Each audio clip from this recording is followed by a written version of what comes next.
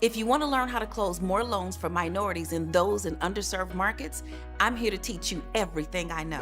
I'm Lynn Richardson, a former top-producing mortgage originator, and I'm inviting you to take a seat at the closing table with Freddie Mac, where industry experts share top tips to help bridge the homeownership gap. Today we will discuss origination systems to serve the underserved, scripts for success. If you want to close more loans for minority and first-time homebuyers, you're going to have to read between the lines and get proper scripts. The first area that you want to address with your scripts is you want to address what type of first-time homebuyer is this. All first-time homebuyers are not the same. The first category is first-generation homebuyers. First-generation homebuyers are the first in their families to ever buy a home. This may require additional education, additional training, additional hand-holding, and more support. The second category is first-time homebuyer. For example, I'm a financial professional. My oldest daughter bought her first home. She's a first-time homebuyer, but she has me for a mom. So some of your first-time homebuyers may have additional support. Do not assume that every first-time homebuyer doesn't have the money to buy or doesn't have the support to buy, and address your communication accordingly. How do you communicate when you're approved or not approved?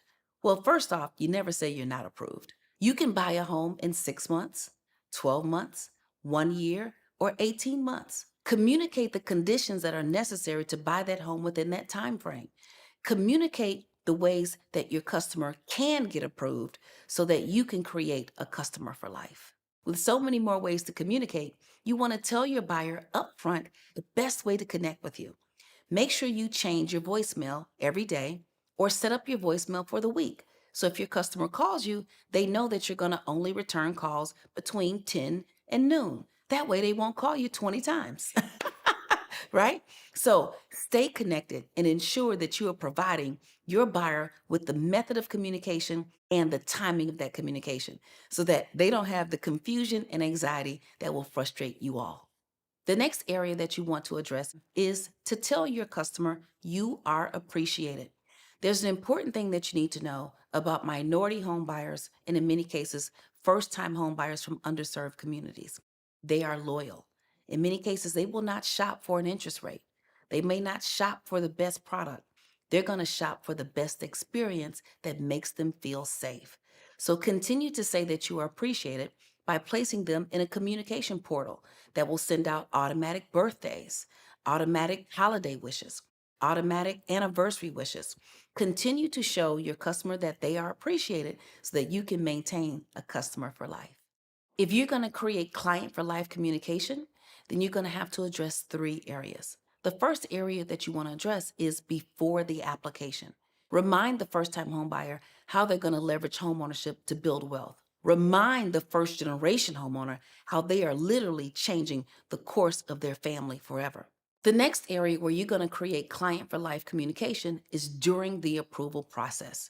A first-time homebuyer who rents on the south side of Chicago, where she lives in a 2-flat building, and Miss Jackson lives on the first floor, and she's 85 years old, and the home has been in her family for decades, and she only takes cash for rent, is different than the first-time home buyer who lives in Naperville, and that property is being serviced by an executive management company. So when you're requesting documentation and information, ensure that you are addressing the cultural differences and supplying flexible, clear-to-close options so that you can minimize confusion and increase your chances of having a customer for life. The last area that you want to address in your client for life communication is after the closing. Your first-time home buyer is no longer buying a home for the first time, but maybe you want to talk to them about their second home or their vacation home or their investment property.